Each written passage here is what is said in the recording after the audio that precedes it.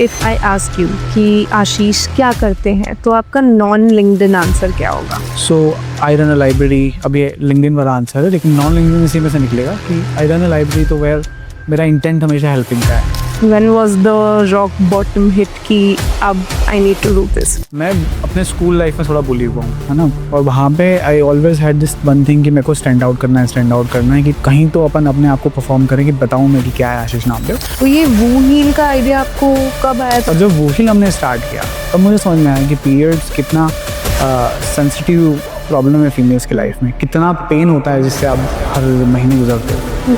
तो ये ऐसे स्टार्ट हुआ और ऐसे फिर इमोशनल कनेक्ट भी आया और ऐसे हमने उसको स्टार्ट करके स्केल भी कर रहे हैं। एक लॉकडाउन आ गया, फिर वो खत्म हो गया, फिर दूसरा लॉकडाउन आ गया, again it was a stop. तो how did you keep yourself motivated in all of this? जब पैसों की कमी हुई तब आई थॉट कि मैं लाइब्रेरी स्टार्ट करता हूँ, पैरेलली चलता रहेगा।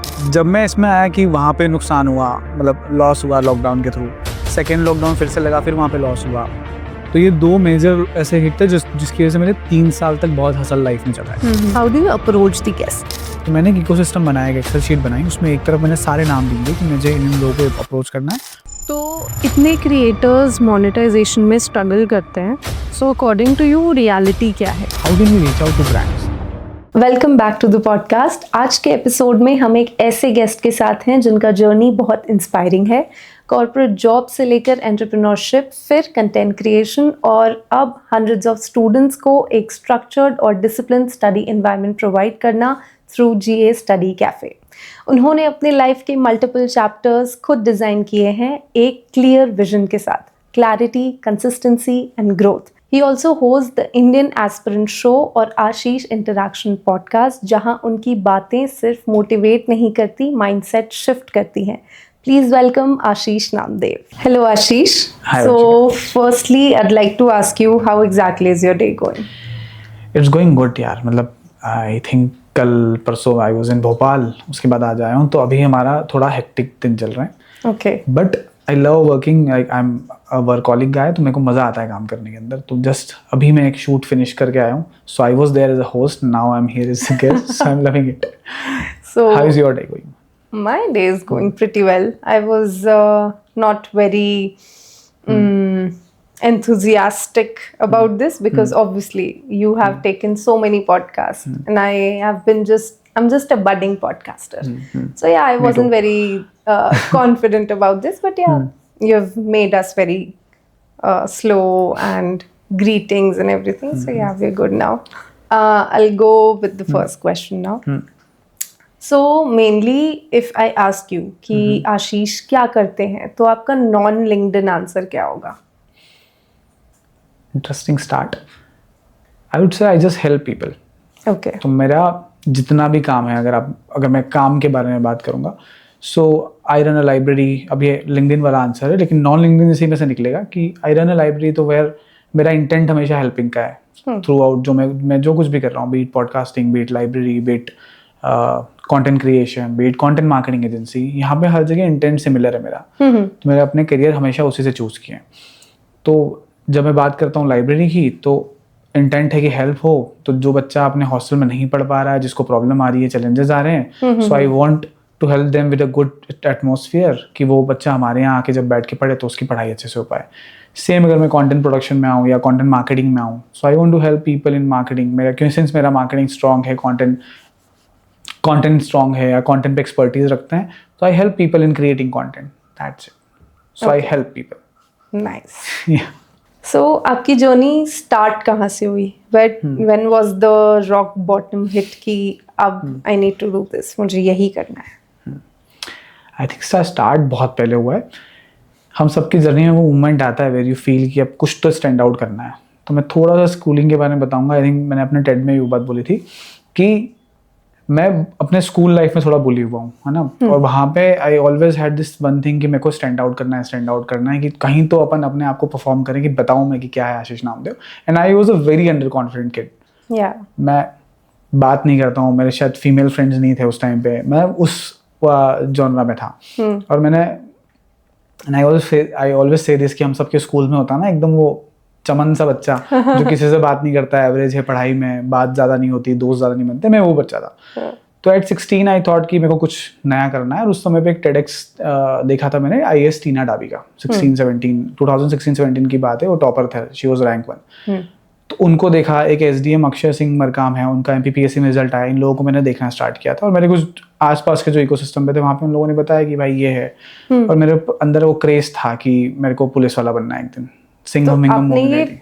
बचपन से ही स्टार्ट कर लिया 9-10 से? 9-10 में मेरा पुलिस वाला बनने का मन था, तो मेरे घर में मेरे को बोलने लगे थे कि अरे, क्योंकि मैं अजय देवगन का फैन था उस जमाने में, सिंघम मूवी आई थी ना उस टाइम पे, तो मेरे घर वाले, क्योंकि मेरी हेल्थ हाइट अच्छी थी, तो सब लोग बोलते थे कि पुलिस वाला है, और मेरा भी मजा उसी में आता था, मतलब उस बारे में सोचना, फैसिनेट करना अच्छा लगता था। और फिर जब मैंने IAS टीना डाबी को सुना, मैंने अक्षय भैया को सुना, अक्षय सिंह मरकाम को सुना, तो इनको सुनने के बाद मेरे को लगा कि यार देयर इज अ वे कि अपन कुछ तो कर सकते हैं, गवर्नमेंट जॉब की तैयारी शुरू करनी है। I was not very good at studies. 12th के बाद में फिर मैंने चूज किया कि लेट्स गो फॉर MPSI की तैयारी करेंगे, सब इंस्पेक्टर जो पोस्ट होती है। तो उसके लिए मैं मंसूर गया, मंसूर जाके मैंने पढ़ना शुरू किया, एकेडमी की, दोस्तों से समझा, आसपास के लोगों से समझा कि मैं क्या कर सकता हूँ। 8-9 महीने की तैयारी में मैं उस स्टेज पे आ गया था कि I was very crazy about the studies, क्योंकि पैशंस आ गया था, और मैं उस वक्त सिर्फ 16-17 साल का ही बच्चा था।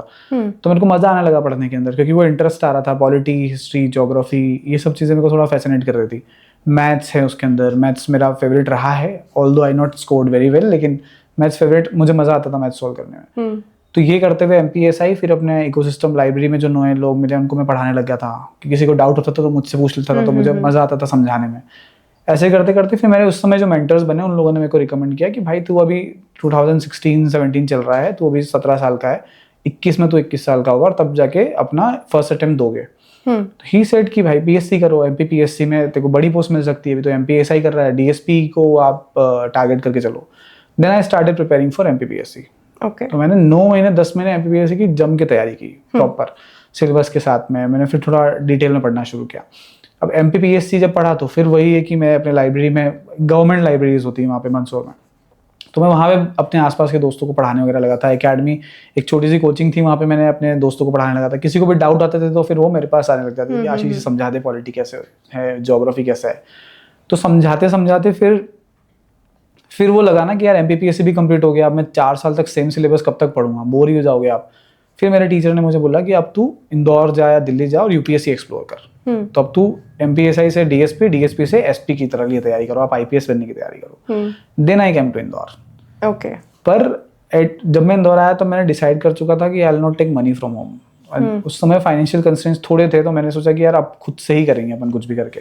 तो मैं इंदौर आया, इंदौर में अंडर 18 था, टेली परफॉर्मेंस में इंटरव्यू दिया, तो सब कुछ सिलेक्शन हो गया था मेरा। पर जब मैं फॉर्म फिल कर रहा था, वहाँ पे एक फाइनल कंप्यूटर राउंड होता है, तो वहाँ पे जब मैं फॉर्म फिल कर रहा था तो मेरे को HR ने बोला कि यार एक एरर आ रहा था, बार बार फॉर्म सबमिट नहीं कर पा रहा था। तो उन्होंने मेरे को HR ने बोला कि, मैंने HR को बोला क्या प्रॉब्लम है, उन्होंने देखा, बोले भाई बेटा अभी तो आप अंडर 18 हो, अभी जॉब नहीं कर सकते। फिर मैंने छोटी मोटी जॉब्स की, उसको मैं ऐड नहीं करता हूँ अपने करियर के अंदर, 2-3 महीने के लिए किया कहीं पे। उसके बाद में जब मैं 18+ हुआ तो मैं इंदौर वापस आया और फिर मैंने जॉब से स्टार्ट किया। तो मेरी पहली जॉब थी टेली परफॉर्मेंस। वहाँ पे मैंने, और क्योंकि मैं इंट्रोवर्ट रहा हूँ, टेली परफॉर्मेंस में काम ही है आपका 8 घंटे 9 घंटे आपको बातें ही करना है सिर्फ लोगों से, तो वहाँ पे वो चीज़ स्टार्ट हुई। नया नया आया, एक्सप्लोर किया मेरे भैया के साथ और भैया के दोस्तों के साथ, इंजीनियर्स के साथ रहता हूँ, तो I hope you know engineers कैसे रहते हैं। तो वो सारी चीज़ें वहाँ से सीखना स्टार्ट किया कि बात कैसे करते हैं, फीमेल फ्रेंड से बात कैसे करते हैं, दोस्त कैसे बनाते हैं, ये सब चीज़ें फिर मैंने यहाँ की इकोसिस्टम में सीखना स्टार्ट किया।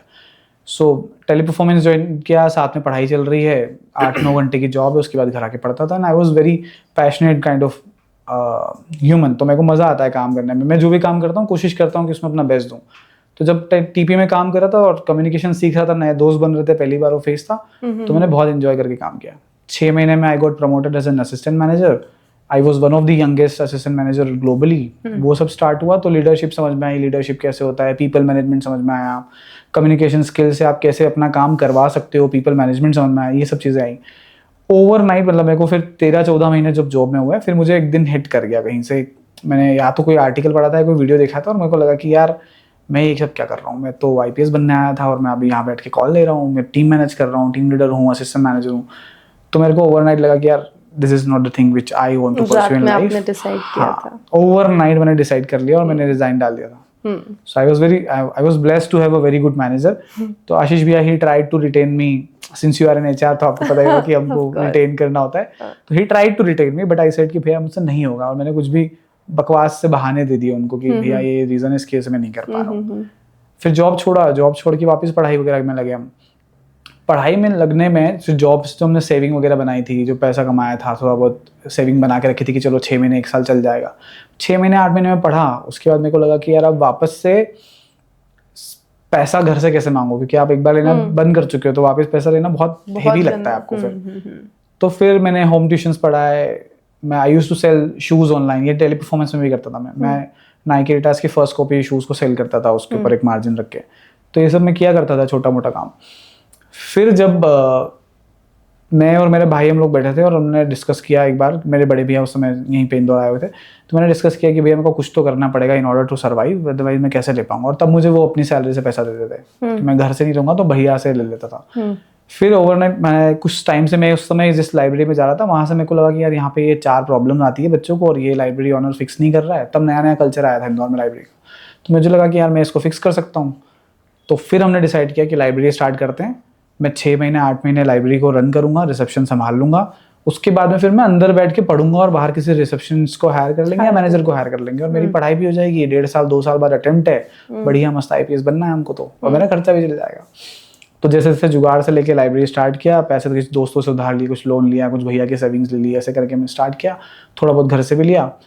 वो करने के बाद मेरा एक और दोस्त आया, बोले भाई मेरे को भी कुछ करना है, रेस्टोरेंट वगैरह अपन साथ खोलते हैं ऐसा वैसा। तो हमने लाइब्रेरी की जस्ट ऊपर वाली ही शॉप ले ली और उसमें हमने रेस्टोरेंट भी स्टार्ट कर दिया। 1.5-2 महीने हुआ, बहुत अच्छा चल रहा था, बहुत मस्त। मतलब हमने शायद 8-10 दिन तक हमारे पास कस्टमर्स नहीं थे, रोज का 1-2 कस्टमर्स आ रहे थे, लेकिन 17-18 दिन के अंदर हमने लाइब्रेरी फुल कर दिया था, क्योंकि हमने बहुत सारी इनोवेटिव सर्विसेज भी लाई, because I want to help aspirant वाला वो वाला था ना अंदर इंटेंट। उसके बाद फिर हमने 1.5-2 महीने अच्छा चला, लॉकडाउन लग गया ओवरनाइट। तो वो लॉकडाउन ने बहुत कुछ चीजें चेंज कर लिया। जो रॉक बॉटम वाली आप बात कर रहे थे ना, वहां से चीजें चेंज हो गई। तो वहां से, क्योंकि अब 17-18 लाख रुपए का प्रेशर आ चुका है आपके पास, जो आपको लोगों को देना है, जिन दोस्तों से पैसे लिए हैं, जो लोन्स हैं, आपकी EMI आ रही है उसको आपको देना है, तो वो हमको वाइंड अप करना पड़ा। वाइंड अप किया, वाइंड अप करने के बाद में मैं और मेरे भाई हम दोनों नहीं मिलके पूरा फर्नीचर वगैरह खोला, सब वाइंड अप किया। उसके बाद हम लोग, एक दोस्त का गर्ल्स हॉस्टल था, वो खाली था उस समय, तो हम उस गर्ल्स हॉस्टल में हमने रहना स्टार्ट किया, उसी बिल्डिंग के ऊपर ही था हमारी। तब वहाँ पे हम लोग बहुत रोए, दोनों भाई रो रहे थे कि यार ये क्या हो गया, हम तो और बर्बादी के रास्ते पे आ गए, हम इतना ज़्यादा पैसा देंगे कैसे, हम लोग तो 17-18-20 हज़ार की सैलरी पे काम कर रहे हैं, कैसे देंगे इतना पैसा। तो ओवरनाइट मैंने सोचा कि यार नाम तो जिंदा रखना पड़ेगा, कुछ तो करेंगे। तो GA लाइब्रेरी के पेज से फिर मैंने इंस्टाग्राम लाइव सेशन चालू किया। संपदा दी के साथ स्टार्ट हुआ, अक्षय सिंह मरकाम, जिनका मैंने स्टार्टिंग में, जिनसे मैं इंस्पायर हुआ था कि मुझे ऑफिसर बनना है, ऐसे कर करके स्टार्ट हुआ Instagram live session. Second lockdown के पहले हमने फिर वापस से स्टार्ट किया, कुछ 6-8 महीने रुक के हमने वापस सेविंग वगैरह स्टार्ट की, कहीं से पैसा वैसा लेके वापस लाइब्रेरी स्टार्ट किया। गर्ल्स हॉस्टल भी स्टार्ट किया, जिस हॉस्टल में हम रुके थे हमने उसी को टेक ओवर कर लिया था। दोनों बढ़िया चल रहे थे, 1.5-2 महीने फिर चले, फिर सेकंड लॉकडाउन आ गया। तो फिर हमने अब घर नहीं गए। फर्स्ट लॉकडाउन में हम घर गए थे, सेकंड में भी चोज कि हम इंदौर रुक के तैयारी करेंगे, इंदौर रुक के ही कुछ ना कुछ करेंगे, फिगर आउट करेंगे। जॉब ली और जॉब के साथ Instagram live session, Instagram live session के साथ में लाइब्रेरी में ही हम रहने लगे थे उस समय रूम, क्योंकि जो सेकंड लाइब्रेरी हमने स्टार्ट की थी हम वहीं पे रहने लगे थे। ऐसे करके फिर जर्नी चलती गई। तो इंस्टाग्राम लाइव सेशन को स्केल करना था, पॉडकास्ट बन गया। और तब पॉडकास्टिंग नया नया आया था, सो रणवीर इलाहाबादी एंड राज शमानी, ये दोनों लोग अच्छा कर रहे थे उस समय, एंड उनका भी इनिशियल स्टार्ट ही था। तो वहाँ से मुझे समझ में आया कि यार मैं इंस्टाग्राम लाइव सेशन से पॉडकास्टिंग पे जा सकता हूँ, and then this is how I transformed it. फिर साथ में चीज़ें चलती हो गई। मतलब उसके बाद तो मैं जैसे जैसे किसी चीज़ में एक्सपर्ट होते गया, जैसे सोशल मीडिया मार्केटिंग में एक्सपर्ट हो गया लॉकडाउन में, तो उसको स्केल कर लिया। तो उसकी एक कंपनी बना दी है GA स्टूडियोज़ के नाम से, जहाँ पे हम कंटेंट प्रोडक्शन में हेल्प करते हैं, कंटेंट वायरलिटी में हेल्प करते हैं, ऑर्गेनिक कंटेंट मार्केटिंग में हेल्प करते हैं। ओके। तो ऐसे एक कंपनी स्टैब्लिश हो गई। एक मेरे दो दोस्त हैं, बड़े भाई हैं, वो लोग हमने डिस्कस किया एक दिन कि वो हील करके एक ब्रांड स्टार्ट करना है, मेंस्ट्रुअल वेलनेस पे काम करना है। और क्योंकि हम तीनों मेल हैं, हम लोगों को नहीं समझ में आता था उस समय पे। सो मेरे को मजा आया उस आइडिया के अंदर कि यार मेंस्ट्रुअल वेलनेस के ऊपर तो कुछ नई चीजें हैं ये, और ये इसमें आप फीमेल को बहुत ज्यादा समझते हो, एम्पैथी वाला इमोशन समझते हो फीमेल के कि क्यों उनको प्रॉब्लम होती है। तो ऐसे करके वो हील भी स्टार्ट किया। ऐसे करते हुए पॉडकास्ट स्टार्ट हुए, ऐसे करते हुए लाइब्रेरी स्टार्ट हुई, और बस चले आ रही है अब जर्नी। ओके। बहुत डाइवर्स है, काफी डाइवर्स है एक्चुअली। तो ये वो हील का आइडिया आपको कब आया था? मतलब डिड यू फाइंड एनीथिंग जो लगा कि चलिए ठीक है ये प्रॉब्लम आ रही है तो इसका हम ये सोल्यूशन देते हैं जो कि है वो ही। तो what was the problem you found? इसकी बहुत इंटरेस्टिंग स्टोरी है। तो इसके जो फर्स्ट 2 फाउंडर्स है वो है हर्ष भैया और केशव भैया। ये दोनों मेरे मेंटर्स भी रहे। कुकी भैया is one of my good friend, बड़े भाई हैं मेरे, तो वो मेंटर भी रहे हैं। वो उन्होंने मेरे को सब कुछ सिखाया। तो उन्होंने मुझे इंट्रोड्यूस करवाया हर्ष भैया से कि यार ये, और हर्ष भैया की फैमिली में मेजोरिटी ऑफ जो मेंबर है वो फीमेल्स है। मम्मी है, बेटी है, वाइफ है, तीनों। तो उनको ये प्रॉब्लम पहली बार दिखा, ओके, है ना। पहली बार उन्होंने इमोशनल कनेक्ट फील किया इसमें कि यार ये मेंस्ट्रुअल वेलनेस के ऊपर हमको कुछ करना चाहिए। उन्होंने कुकी भैया को बताया, केशव भैया को बताया। तो केशव भैया और साथ में फिर केशव भैया और हम लोग जब मार्केटिंग की चीज़ें डिस्कस करते थे और मैं अपनी चीज़ें उनको बताता था कि भैया मैं ये चीज़ कर रहा हूँ पॉडकास्टिंग में, तो he used to guide me on all this things. उनको पता था इसका मार्केटिंग अच्छा है, कंटेंट अच्छा है। तो फिर हमने बैठ के स्टार्ट किया। तो initially I got connected as a marketing expert कि मैं देखूंगा क्या है। बट फिर हमने डिस्कस किया तो फिर मुझे इमोशनल कनेक्ट समझ में आया। I'll tell you one more story। मेरी फैमिली के अंदर हम 3 भाई हैं, पापा मम्मी है ना। हाँ। और अब हम 5 लोगों में कोई भी, हमारे पास सिर्फ एक फीमेल है, मम्मी। और मैं 2016 से घर से बाहर हूँ, ठीक है। फीमेल फ्रेंड मेरे उससे पहले रहे नहीं है। तो मुझे समझ में नहीं आता था कि इन चीज़ों से, मतलब मुझे पता ही नहीं था कि ये इमोशंस या फीमेल की पेन के थ्रू जाती है वो हमको। और आई थिंक कोई लड़का है समझ ही नहीं सकता कि फीमेल्स को कितनी प्रॉब्लम होती है। I think you can only understand this thing. पर इस बारे में मैंने कभी मम्मी से ये बात नहीं की। पर जब वही हमने स्टार्ट किया तब मुझे समझ में आया कि पीरियड्स कितना सेंसिटिव प्रॉब्लम है फीमेल्स की लाइफ में, कितना पेन होता है जिससे आप हर महीने गुजरते हो। तो ये ऐसे स्टार्ट हुआ और ऐसे फिर इमोशनल कनेक्ट भी आया और ऐसे हमने इसको स्टार्ट करके स्केल भी कर रहे हैं अभी। Okay, so that's certainly a very beautiful idea. Yeah. Obviously I would not be able to tell you in words कि कितना क्या पेन होता है, but then एक empathy अपन शो कर सकते हैं। That's the least everyone can do. So pandemic में जब आपका मेनली आपने इंस्टाग्राम लाइव स्टार्ट किए तो उसके बाद यू जनरली स्टार्टेड कि चलिए ठीक है आपके पास 200 या 400 पीपल का क्राउड उस टाइम आ रहा है। Yes. तो उसके आने के बाद जब आपने पहला पॉडकास्ट किया तो हाउ वाज इट? मतलब आपको जो आपकी ऑडियंस वहाँ थी, क्या वो आपको यहाँ पे देखने को मिली थी? हाँ, कह सकते हो वो ऑडियंस से मिली और नई ऑडियंस से मिली। अब उसकी भी एक स्टोरी है। हाँ। तो मेरी लाइफ में ऐसे बहुत सारे किस्से हुए हैं और टचवुड मेरे को कई बार ऐसा लगता है ये सारे किस्से हुए इसलिए थे क्योंकि आज मैं कर पाऊँ। yes. तो सिंस वो हमारा एक ऐसा फेज था जहाँ पे हम बहुत हसल कर रहे थे। मैं जॉब भी कर रहा हूँ, बिजनेस भी देख रहा हूँ, डिजिटल मार्केटिंग कंपनी भी हमने स्टार्ट कर दिया उस टाइम पे। उस समय हमारी डिजिटल मार्केटिंग कंपनी हुआ करती थी, आगे जाके मैंने उसको रैप कर दिया। कंपनी भी कुछ ऐसे कि मैं जो क्रिएटिव्स वगैरह सोशल मीडिया के डिजाइन वगैरह बनाता था तो मेरे एक दोस्त ने बोला मेरा भी काम कर ले। okay. तो ऐसे करके मैंने कुछ 1-2 इंटर्न हायर कर लिए। पहले खुद से किया, बाद में इंटर्न हायर कर लिए। 2-3 10-10 हज़ार वाले क्लाइंट हमने रख लिए थे हमारे आसपास। तो ऐसे करके उसको हमने कंपनी फॉर्म कर लिया। तो बहुत हसल वाला फेज था वो। 11 दिसंबर मेरा बर्थडे आता है, तो नवंबर में आई थिंक जब मैंने स्टार्ट किया था 21 कह रहा हूँ, तब इंस्टाग्राम लाइव से ये कैसे फेज आया कि इंस्टाग्राम लाइव सेशन चल रहा था, पॉडकास्टिंग करनी थी, पता नहीं था कि कैमरा कैसे चलते हैं। I was a camera shy person. तो मेरे भाई ने आउट ऑफ नोवेयर दिवाली पे कुछ ऑफ चल रहा होगा तो उन्होंने 2700 रुपये में फ्लाइट टिकट मिल रही थी इंदौर से दिल्ली। और वो बहुत सस्ता ही है कंपैरेटिवली। और भैया का ये मन था कि यार ये इतनी मेहनत करता है तो इसको एक ट्रिप तो इसके लिए बनती है। इसने 2016 से मैंने 21 तक कोई ब्रेक नहीं लिया। इवन लॉकडाउन में भी आई यूज्ड टू वर्क।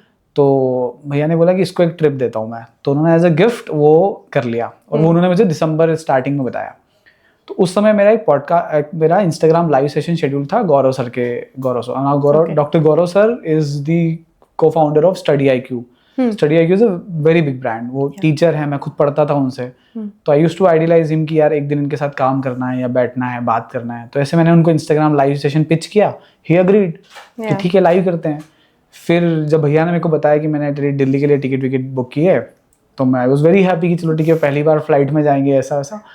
तो फिर मैंने गौरव सर को बोला, मैंने कहा Gaurav sir I want to start podcasting और आई थिंक कि हमको इंस्टाग्राम लाइव सेशन की जगह पॉडकास्टिंग करना चाहिए and I want to start it with you. Would you be able to join me on my first podcast? And he said कि I would love to. उनका ये first podcast था। तब उनके 11 मिलियन सब्सक्राइबर्स कंप्लीट हुए थे YouTube पे। तो ही सेड यस, यहाँ पे हो गया सब कुछ। तो फिर मैंने जुगाड़ से एक टीम बना ली जो मीडिया वाले, लोकल न्यूज़ चैनल एक दोस्त का है मेरे बाबा भैया। तो मैंने उनको बोला भैया आप ये कर पाओगे क्या, पॉडकास्ट कैमरा चला पाओगे? बेसिक सा कैमरा है, बहुत बेसिक कैमरा, बेसिक माइक। 1000-2000 के हमने माइक खरीद लिए, वो बोया का एक माइक आता है बहुत अच्छा ड्यूअल चैनल वाला, हमने वो खरीद लिया और उन्होंने कैमरा उठाया और हम लोग निकल गए यहाँ से। तो मैं फ्लाइट से गया, एक दिन बाद ट्रेन से उधर आए और वहां जाकर हम मिले।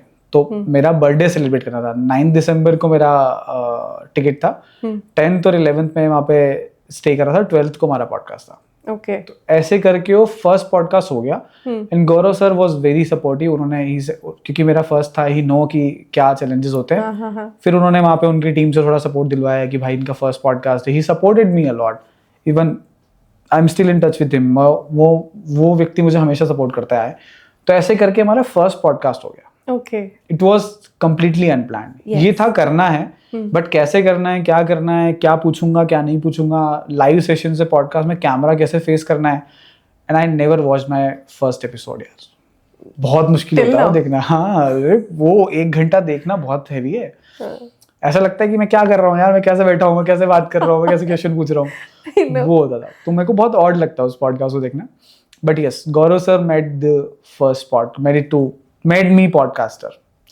उनके बाद फिर विपिन सर वहीं पे एक और थे, वहीं पे टीचर ही है, फैकल्टी है, उनसे भी मैं पढ़ता था करंट अफेयर्स। तो जीएस में उनसे पढ़ता था उस समय पे, ऑनलाइन लेक्चर्स देखता था मैं उनके। तो ही सेड कि गौरव सर प्रपोज कि आप विपिन भाई का भी पॉडकास्ट करो।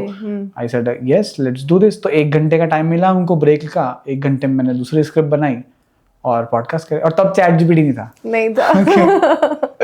तब बहुत स्ट्रगल था, ये क्या पूछोगे क्या नहीं पूछोगे, कैसे पूछोगे, इसका बहुत चैलेंज था।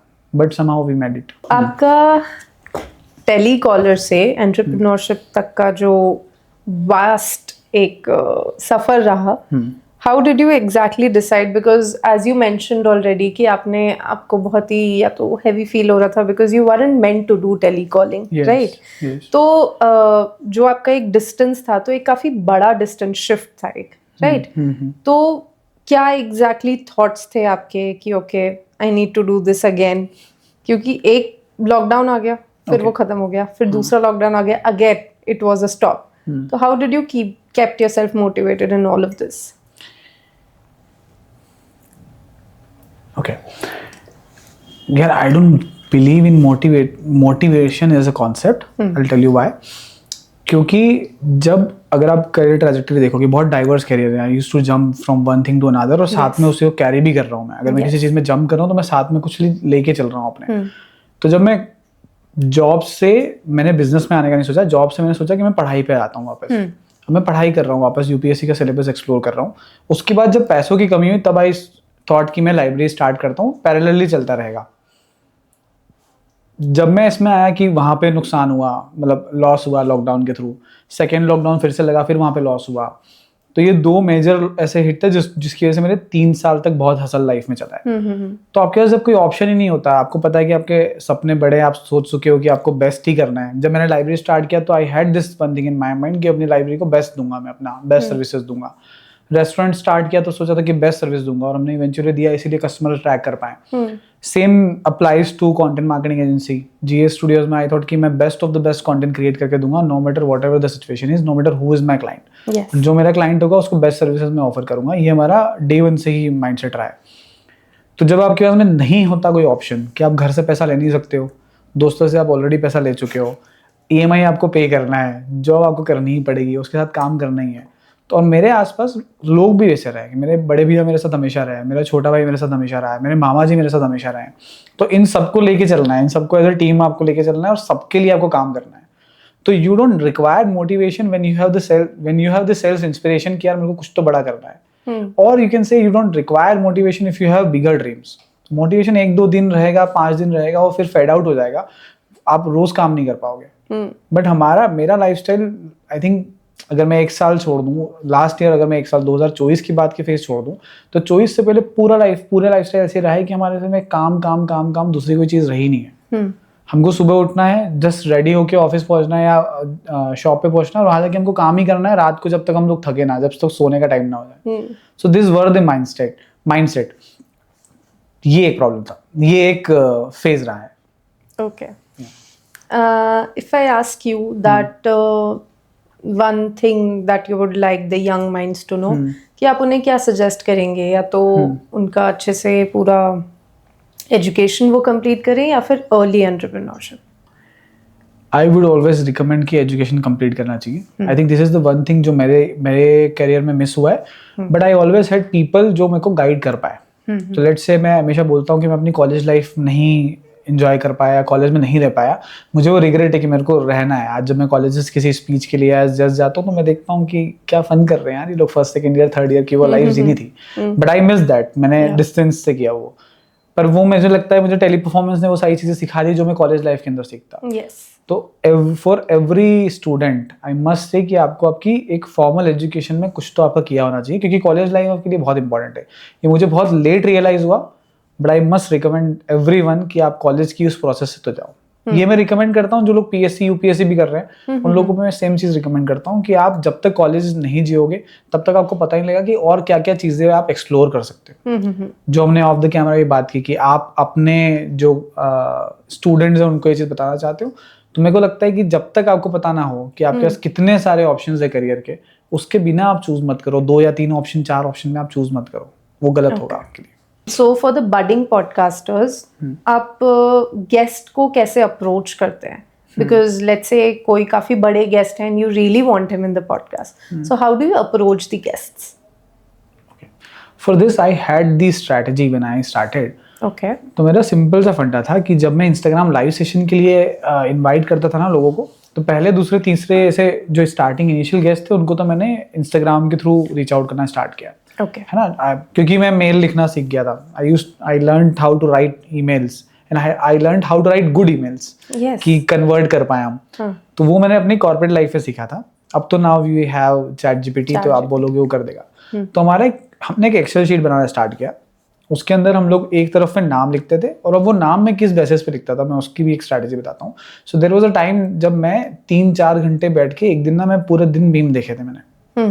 देयर वाज अ टाइम जब मैंने वो देखा तो मुझे बाद में गिल्ट हुआ कि यार मैंने अपने 4 घंटे लाइफ के वेस्ट कर दिए, यार ये क्या कर रहा हूँ मैं. उस दिन के बाद मैंने सबको अनफॉलो कर दिया. मेरे जितने फैमिली के लोग थे, फ्रेंड्स थे, सबको मैंने अपनी फॉलोइंग को 0 किया. उसके बाद I started following people on the basis of 2 criterias. एक, जिससे मुझे सीखना है. सेकंड, जिसका काम मुझे इतना अच्छा लगता है कि एक दिन मुझे उनको पॉडकास्ट पे लेके आना है. और मैंने कोशिश ये किया कि मेरे आसपास के इकोसिस्टम में जो लोग हैं वो ठीक है, जो अनरीचेबल है मेरे इकोसिस्टम से, मैं उनको पहले फॉलो करना स्टार्ट किया. तो मैंने प्रफुल भाई को स्टार्ट किया, प्रफुल बिलोरे है ना, उनको स्टार्ट किया. गौरव सर को स्टार्ट किया. आईपीएस वरुण कपूर सर को फॉलो करना स्टार्ट किया. ऐसे बहुत सारे लोग हैं जो उस समय डीजीपी थे. तो मैंने इंस्टाग्राम पे उन लोगों को फॉलो करना स्टार्ट किया जिनके साथ या तो मुझे कभी चल के पॉडकास्ट करना है या जिनसे मैं बहुत कुछ सीख सकता हूँ. मैंने 2 कैटेगरी के बेस पे फॉलो करना स्टार्ट किया. Now I had the Instagram user name. मेरे पास उनका इनबॉक्स का एक्सेस तो है ही है. डीएम तो मैं उनको कर ही सकता हूँ. मैं वहाँ पे कॉन्टैक्ट का ऑप्शन आता है या फिर लिंक्डइन से आपको उनकी ईमेल आईडी मिल जाती है. yes. तो मैंने एक इकोसिस्टम बनाया, एक एक्सेल शीट बनाई. उसमें एक तरफ मैंने सारे नाम लिख दिए कि मुझे इन लोगों को अप्रोच करना है, और ये बिना सोचे कि वो मुझे ना कर सकते हैं पॉडकास्ट के लिए. और उस वक्त पॉडकास्टिंग इतना ज्यादा कॉमन नहीं हुआ था. आज तो बहुत कॉमन हो चुका है कि बाय डिफॉल्ट आपको मिल जाते हैं. पर उस समय ऐसा था कि मेरे को सिर्फ रीच आउट ही करना था लोगों को. तो मैंने एक कॉमन बनाया, एक स्लाइड बनाई. उस एक रो में मैंने नाम लिखे सारे के सारे गेस्ट के, उनका इंस्टाग्राम यूजर नेम, उनका फेसबुक का लिंक डाला, लिंक्डइन का लिंक वहाँ पे मेंशन किया, ईमेल मेंशन की, और फिर उसके एंड में स्टेटस था. ये मैंने कॉर्पोरेट से सीखा था. तो ऐसे करके मेरे पास में 300-400 लोगों की लिस्ट मिनिमम रखता था मैं हमेशा, कि मुझे इन सबको एक साथ ईमेल करना है. सबके अपने अपने कस्टमाइज्ड इनविटेशन लेटर्स होते थे. वो इनविटेशन हम सबको एक एक करके शेयर करते थे. अगर मैं 100 लोगों को ईमेल कर रहा हूँ तो उनमें से मे भी 7-8 लोग रिवर्ट कर देंगे आपको. उनमें से 1 या 2 गेस्ट आप कन्वर्ट कर पाते हो, क्योंकि सारे हाई प्रोफाइल गेस्ट को ही हम रीच आउट कर रहे थे उस टाइम पे. तो ऐसे करके मैंने स्टार्ट किया और बाय गॉड्स ग्रेस वहां से चीजें बनती गई. 7-8-10 पॉडकास्ट होने के बाद में फिर वो चीज़ बाय डिफॉल्ट ऐसी हो गई थी कि हमारे पास में कनेक्शंस, म्यूचुअल कनेक्शंस और रेफरेंसेस के थ्रू गेस्ट आने लगे थे. या मैं स्पॉटिफाई क्रिएटर्स डे गया तो वहाँ पे मैंने जिन लोगों से मिला मैंने उनको पिच किया podcast, and they really liked it कि ठीक है भाई हम करते हैं, और तुम इंदौर से मुंबई आ रहे हो पॉडकास्ट के लिए, इतना टाइम मनी एनर्जी लगाए. तो लोगों को दिखता था कि यार ये एकदम पैशनेट सा लड़का है और ये इतनी दूर आके पॉडकास्ट करना चाहता है, तो लेट्स से यस 1 घंटा इसको देते हैं. तो ऐसे करके आई cracked Arjun Vaidya, I cracked doctor Sid Warrier, I cracked Praful Bilore भाई, प्रफुल भैया के साथ में पॉडकास्ट किया, विवेक भाई के साथ में पॉडकास्ट किया. तो ऐसे करके हमने हमारा जो कोल्ड ईमेलिंग का रास्ता था उसकी वजह से बहुत सारी चीजें आसान हो गई. आज जब पॉडकास्टिंग एक इंडस्ट्री बन चुका है, राइट, तो इधर पे कैमरा, स्टूडियोज, टीम, ये सब बहुत इम्पोर्टेंट है. Right. तो what is a critical element you would suggest the podcasters to have? मतलब ये तो होना ही चाहिए. First is good questions, good research, and you already have that. First is Thank क्योंकि you. I learned it very late कि podcasting is all about the host. ठीक है, आप किस तरह से उस कॉन्वर्सेशन को कहाँ ड्राइव करवाना चाहते हैं, वो होस्ट के हाथ में काफ़ी हद तक होता है. गेस्ट सेकेंडरी हो जाते हैं. इफ इक्विपमेंट वाइज में बात करूँ तो for now we are in Indore. हमारे स्टूडियोज कोलैबोरेशन दिल्ली में भी है, मुंबई में भी है, बैंगलोर में भी है, इंदौर में भी है. तो अब ये बहुत इजी हो गया है कि आपके पास में बहुत इजीली आपको स्टूडियोज अवेलेबल है और बजट फ्रेंडली स्टूडियोज अवेलेबल है. तो अब आपको टीम वगैरह के बारे में बहुत ज़्यादा स्टार्टिंग में सोचने की जरूरत नहीं है. If you can outsource it. Yes. तो इनिशियली आप आउटसोर्स कर सकते हो जहाँ पे आपके पास में स्पेस आपको मिल जाए, कैमरा टीम अच्छी मिल जाए, एडिट अच्छा मिल जाए. ये 3 चीज़ें होती है. अगर आपको हाई प्रोफाइल गेस्ट को बुलाना है तो फिर आपको इन चीज़ों पे थोड़ा ध्यान देना होता है कि आपके एस्थेटिक्स थोड़े सही हो, एडिटिंग स्टाइल थोड़ी सही हो, कैमरा एंगल्स थोड़े सही हो. इन चीज़ों को आपको इनिशियली ध्यान देना होता है अगर आपको हाई प्रोफाइल गेस्ट डे 1 से ही लेके चलना है तो ये चीज़ें हो गई. स्टूडियो आपके पास में बजट फ्रेंडली हर शहर में अवेलेबल है. You just need to go on Google and search की स्टूडियोज नियर मी, आपको मिल जाएंगे. तो ये पॉडकास्ट एसेंशियल्स हैं. इसके अलावा अगर मैं एज अ होस्ट बात करूं या किसी को कैरियर स्टार्ट करना है पॉडकास्टिंग में, तो there are few things that we need to keep in mind. Is कि पहला आपका नीश थोड़ा सा पहले ही डिसाइडेड हो कि आपको किस में करना है. जैसे आई हैव 2 पॉडकास्ट शोज. एक जनरिक है जिसमें मैं हर कैटेगरी के गेस्ट को बुला सकता हूँ. एक नीश बेस्ड है जिसमें मैं सिर्फ ऑफिसर्स को बुलाऊंगा. Deputy collector, DSP, IAS, IPS, ये 4 क्राइटेरिया वहां पे होने के. तो ये एक हमारा नीश था ऐसे करके. साथ में आई वुड से कि सरफेस लेवल कॉन्वर्सेशन अब वायरल करवाना थोड़ा मुश्किल हो जाता है. अब पीपल वांट टू सी और हियर योर ओपिनियंस. आपके ओपिनियंस क्या है किसी चीज़ को लेकर, पर्सपेक्टिव्स क्या है, गेस्ट के ओपिनियन लोगों को सुनना पसंद आता है. तो सरफेस लेवल पे बातें और थोड़े डीपर लेवल पे बातें, दोनों में बहुत डिफरेंस आ जाएगा इन टर्म्स ऑफ वायरलिटी. जब हम बात करते हैं तो वो मैटर करती है. एंड द थर्ड थिंग जिस पे मैं बहुत बार फेल हुआ हूँ, विच इज कंसिस्टेंसी. कि आपके एपिसोड कंसिस्टेंटली रिलीज होने चाहिए ताकि आप एक अच्छा पर्सनल ब्रांड बना पाओ. क्योंकि एज अ होस्ट आपको रिकॉग्नाइज करने में बहुत टाइम लग सकता है. जब तक आप बहुत अच्छे क्वेश्चंस नहीं पूछोगे आप रिकॉग्नाइज नहीं हो पाओगे. So these are the things that which anyone should have in their mind. तो इतने क्रिएटर्स मोनेटाइजेशन में स्ट्रगल करते हैं. So according to you reality क्या है कि किस चीज में प्रॉब्लम आ रही है, स्ट्रगल्स क्या है मोनेटाइजेशन के लिए? आई थिंक मोनेटाइजेशन में स्ट्रगल सबसे पहला तो यह है कि स्ट्रगल से स्टार्ट करना है आपको. ठीक है. आई थिंक मोनेटाइजेशन में सबसे बड़ा जो स्ट्रगल है ना, जो मैंने भी फेस किया था स्टार्टिंग में, कि how can we reach out to brands. ये एक बहुत बड़ा चैलेंज होता है. बट लेटर ऑन हमको रियलाइज हुआ कि ब्रांड को रीच आउट करने की बजाय आप अपना काम और अच्छा कर लो, अपना कंटेंट और अच्छा कर लो, so that brand will reach out to you और उसके बाद में फिर आपका काम आसान हो जाता है. सो फॉर मी, अगर मैं जैसे मेरा पर्पस मोनेटाइजेशन का बहुत लेट आया. मेरा इनिशियली माय पर्पस वाज कि just to create good content. तो जब हमने वो स्टार्ट किया, आशीष इंटरेक्शन करके हमारा पॉडकास्ट चैनल जहाँ पे हमने स्टार्ट किया, तो वहाँ पे हमारा जो फर्स्ट प्राइमरी फोकस था वो ये कि अच्छे लोगों को लेना है, अच्छे गेस्ट को लेके आना है और टॉप के प्लेयर्स जो 1% ऑफ इंडिया है उनको लेकर आना है. वो सब हम कर रहे थे, पर थोड़ा मैं इनकंसिस्टेंट रहा हूँ वहाँ पर. फिर हमने इंडियन एस्पिरेंट शो स्टार्ट किया जहाँ पे हम लोग ब्यूरोक्रेट्स के साथ में पॉडकास्ट करते हैं या पीएससी यूपीएससी के टॉपर्स के साथ में पॉडकास्ट करते हैं. यहाँ पे भी मेरा कमर्शियल एंगल मुझे ये था कि मैं गेस्ट से चार्ज नहीं कर सकता हूँ क्योंकि उनको उतना पीआर, उनसे मुझे ही नंबर्स मिल रहे हैं ना. सेकेंड चीज़, यहाँ पे मेरे पास 2 ऑप्शंस थे कि whether I would reach out to edtech brands या एडटेक ब्रांड मेरे पास रीच आउट कर ले. तो ये नीश बेस्ट था. तो नीश में आपके पास में कुछ ऑप्शंस होते हैं कि यार ये लोग आपको रीच आउट करेंगे and you will have to crack the deal. तो वहाँ हमने क्रैक किया. तो पहली चीज़ होती है कि आप जहाँ पे किसी कंपनी के साथ कोलैबोरेट कर लो जिनके पास आपके पास वो ऑडियंस हो जो एक ब्रांड को चाहिए, तो आप यहाँ पे कोलैबोरेशन वाली डील कर सकते हो. वो हमने इंडियन एस्पिरेंट शो में किया कि we have worked with one of the biggest edtech company in India, जहाँ पे हमने यूपीएससी के कुछ पॉडकास्ट उनके साथ कोलैबोरेशन में किए and we did it very well. मतलब वहाँ पे हमने बहुत अच्छी बड़ी डील्स क्रैक की. ऑन दी अदर हैंड, अगर मैं जनरलाइज तरीके से बात करूँ तो मेजरली आपके पास में 3-4 तरीके होते हैं मोनेटाइज करने के. एक वो होता है आपका एडसेंस वाला पैसा, लेकिन वो बहुत कम आता है कंपैरेटिवली. जितना आप इन्वेस्ट कर रहे होते हो उससे बहुत कम आता है. अगर आप नंबर्स ला रहे हो तो एडसेंस के थ्रू जो पैसा आ रहा है वो हो गया. Second, podcasting as a career के अंदर आप कई बार मेजोरिटी ऑफ पॉडकास्ट, इंडिया के टॉप पॉडकास्टर्स आप देख रहे हो, they are charging their guest. Yes, है ना, most of the podcasters charge. तो आप गेस्ट से चार्ज कर सकते हो, और वो भी ट्रांजिशनल कैसे होता है कि किसी को अपना पीआर करवाना ही है, किसी की कोई बुक लॉन्च हो रही है उसके पहले उनको करना है, किसी को कोई प्रोडक्ट लॉन्च हो रहा है उसके पहले उनको उसकी मार्केटिंग करनी है। तो podcasting can be a very good tool for the market, हाँ, for the on the marketing level purpose, कि आपका मार्केटिंग पर्पस इससे सॉल्व हो जाता है कि आपके पास में आप किसी एक चैनल पे गए जिसका डिस्ट्रीब्यूशन ऑलरेडी है, वहाँ पे आपने एज अ गेस्ट आप वहाँ पे फीचर होते हो, ये चीज़ चल रही है मार्केट में जो चलती है। सेकेंड चीज़, एज अ क्रिएटर आपको मोनेटाइज करना है तो ब्रांड डील्स, ब्रांड्स पे you a very good amount, वहाँ पे आप कर सकते हो। जैसे कि फॉर मी, मैं अभी एक सर्च कर रहा हूँ कोई ऐसा ब्रांड जो हेयर्स के अराउंड कुछ किसी के कुछ प्रोडक्ट हो, तो मैं अपने लिए वो ब्रांड देख रहा हूँ। तो ब्रांड आपको अच्छा पैसा देते हैं, एडसेंस से बहुत ज़्यादा पैसा बनेगा नहीं, गेस्ट से आप चार्ज कर सकते हो। अपार्ट फ्रॉम इट, अभी जो एक ट्रेंड चल रहा है और जो मुझे लगता है कि बहुत सही है, कि आप अपना खुद का एक बिजनेस बिल्ड कर लो। जैसे कि आपका भी एक बिजनेस लेड पॉडकास्ट ही है कि आपके पास में एक रीच आ रही है, उस रीच से आपको कन्वर्ट हो जाएंगे और उससे आपके कस्टमर्स कन्वर्ट हो जाएंगे। सेम चीज हम भी फॉलो करते हैं इंडियन एस्पिरेंट शो में। अगर हमारे पास ब्रांड नहीं भी होगा तो भी लाइब्रेरी के कई सारे एस्पिरेंट हमको लाइब्रेरी ज्वाइन कर लेते हैं पॉडकास्ट देख के, कि भैया यार आपका पॉडकास्ट देखा था और आप ये काम कर रहे हो, तो उसकी वजह से भी हेल्प मिलती है। तो एक आप अपना खुद का ब्रांड बना सकते हो, ब्रांड डील से अच्छा पैसा निकाल सकते हो, गेस्ट पेड पॉडकास्ट आप कर सकते हो after a certain period of time, जहाँ पे आपके पास नंबर्स आ जाते हैं। Fourth is AdSense. ये 4 तरीके मेजरली हैं जहाँ से पैसा अच्छा निकाल सकते हो। ट्रेंड्स, कंटेंट कंजम्पशन और क्रिएटिव प्रेशर, इन सब के बीच आप एक सस्टेनेबिलिटी और एक बैलेंस कैसे लेकर आते हैं?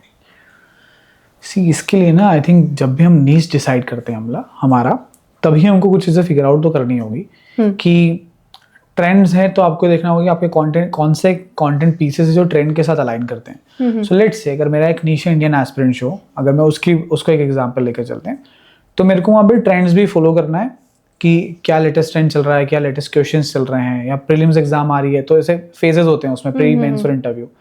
तो वहाँ पे जब प्रीलिम्स एग्जाम आ रही है तो मुझे प्रीलिम्स के बारे में बात करना है ना, और कंसिस्टेंसी मेंटेन करके चलना है। तो मैं उसमें प्राइमरली एक स्ट्रैटेजी यूज़ करता हूँ कि हमारे पास में ना बिन्स हैं हर एक चीज़ के। तो लेट्स से अगर मुझे पॉडकास्ट करना है तो मैं हर सीज़न में जब भी रिजल्ट आता है तो मैं अप्रॉक्सीमेटली 20-30 एपिसोड शूट करता हूँ, है ना। तो मैं 20-30 एपिसोड शूट करने में मैं उसमें फिर डाइवर्स कर देता हूँ अपनी स्क्रिप्ट को, कि एक पॉडकास्ट में मैं प्रीलिम्स के इस एरिया की बात करूँगा, और मैं गेस्ट से भी बात करता हूँ कि आप प्रीलिम्स के बारे में क्या क्या बात कर सकते हो, रिवीजन के बारे में आप क्या बात कर सकते हो। तो ऐसे करके हम सेग्रीगेट कर लेते हैं गेस्ट वाइज भी, क्योंकि उसमें स्क्रिप्ट का फ्लो क्वाइट सिमिलर है, स्ट्रैटेजीज क्वाइट सिमिलर है। तो हम लोग डिवाइड कर देते हैं उसको गेस्ट वाइज कि किस गेस्ट का क्या अच्छी एक्सपर्टीज है जो किसी ट्रेंड से अलाइन हो सकती है, मे बी प्री से अलाइन हो सकती है, मे बी मेंस से हो सकती है।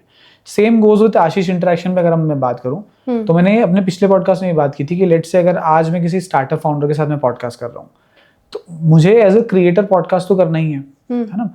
तो मैं वो देखूंगा कि स्टार्टअप के अराउंड ट्रेंड में क्या चीज चल रही है। अभी जैसे लास्ट मंथ पूरे डिस्कशंस हुए आईपीओ के अराउंड, कि लेंसकार्ट का आईपीओ है, पीडब्ल्यू का आईपीओ है। तो फिर मैं स्टार्टअप पे जब बात करूंगा तब मैं वहां कोशिश करूंगा कि उस टाइम पे मैं आईपीओ के अराउंड कुछ ना कुछ बात करूंगा।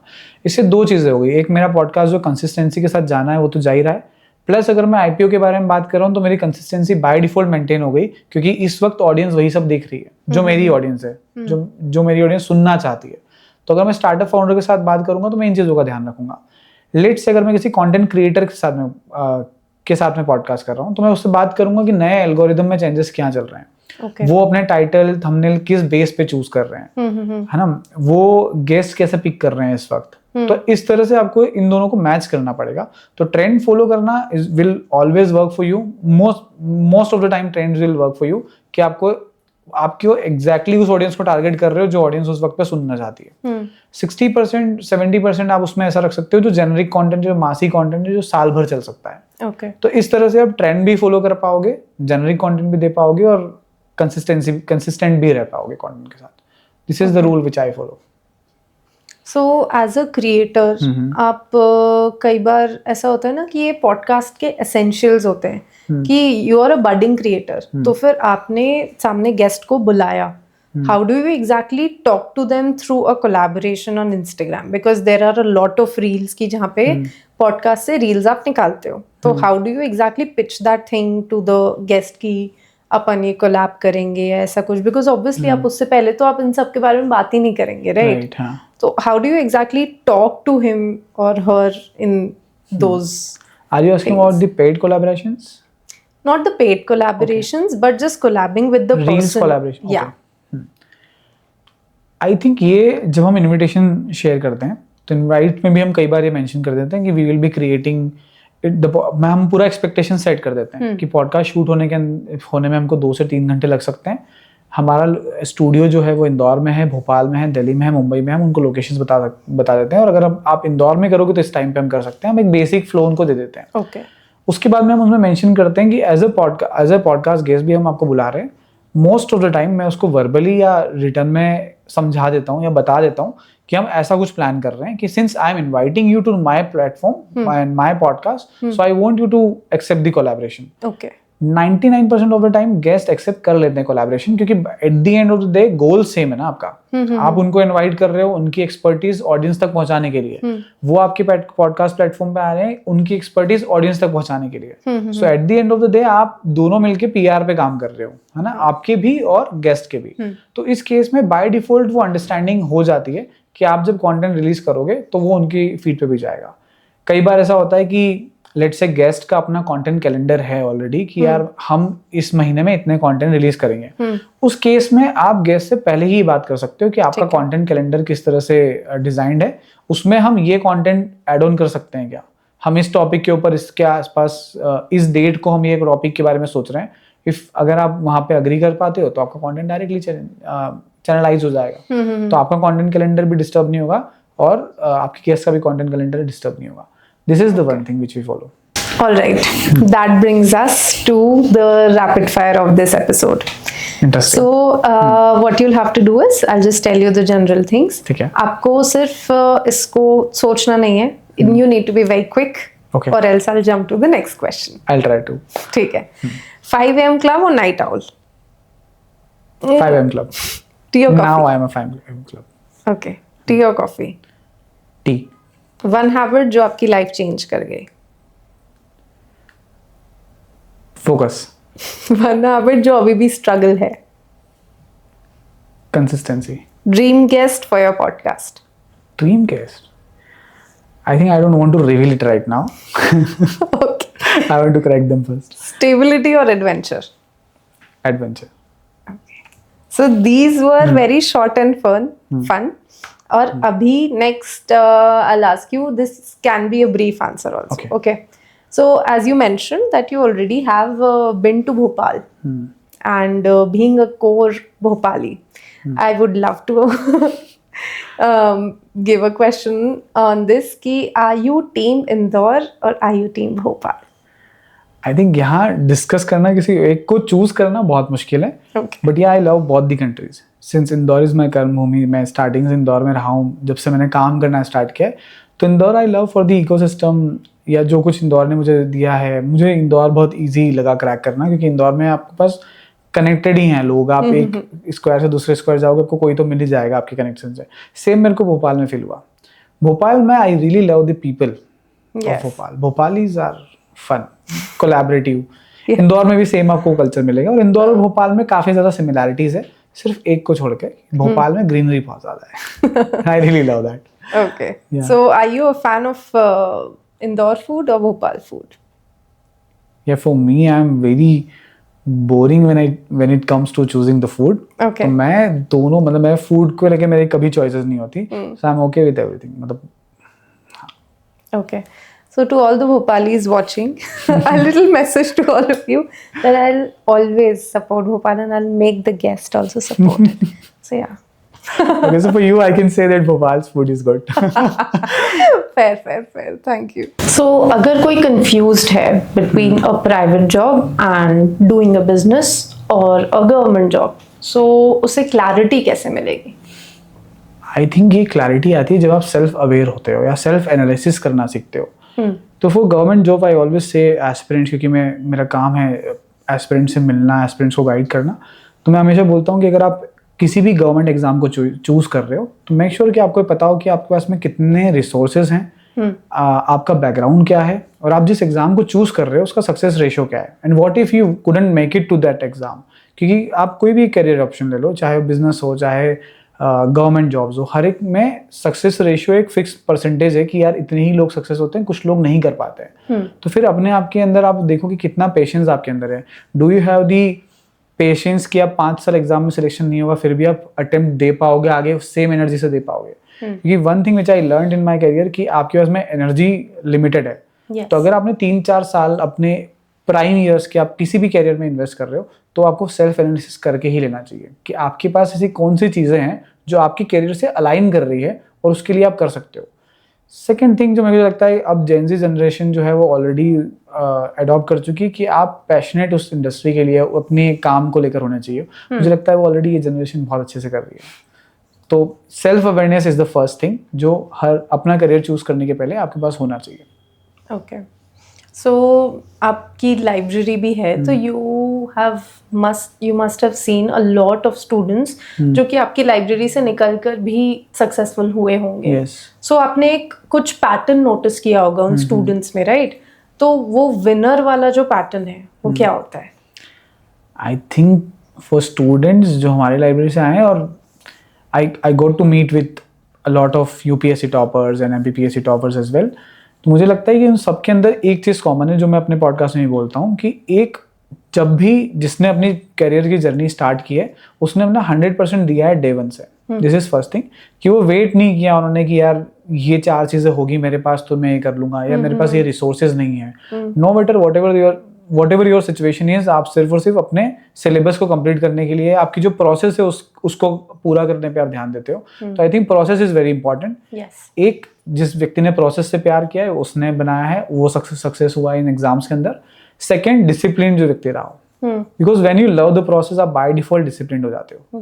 तो ये 2 क्वालिटीज है आई थिंक जो बहुत जेनरिक है, लेकिन अगर इन 2 चीज़ों को बहुत सीरियसली एग्जीक्यूट कर दिया जाए, इन पे लगातार आप काम करते हो, I think you will make it to the rest. All right everyone, that brings us to the end of this amazing conversation. आज के एपिसोड में एक चीज़ बहुत क्लियर थी, जर्नी चाहे स्ट्रेट लाइन ना हो लेकिन इंटेंशन और एफर्ट हो तो ग्रोथ गारंटीड है। हम सब कभी ना कभी लॉस्ट फील करते हैं, कंफ्यूज्ड होते हैं एंड कंपेयर करते हैं, बट आशीष की स्टोरी रिमाइंड करती है कि स्लो होना ओके है, ब्रेक लेना ओके है, डाउट होना ह्यूमन है, बस गिव अप मत करना, बिकॉज प्रोग्रेस चाहे स्मॉल हो वो फ्यूचर बिल्ड करता है। So Ashish, thank you so much for giving us your time and the opportunity to actually talk to you, and काफ़ी डाइवर्स चीज़ों के बारे में आपने हमें आज एजुकेट किया। Thank you so much for your time, we really appreciate that. My pleasure and thank you for having me here. I genuinely felt a very good vibe with you. So whenever you need any help related to podcast, I'm always here. Thank you so much. Thank you so much. And coming back to you guys, this is Vanshika Sharma signing off. Until then, please wait for the next episode to come. Like, share, subscribe. Thank you.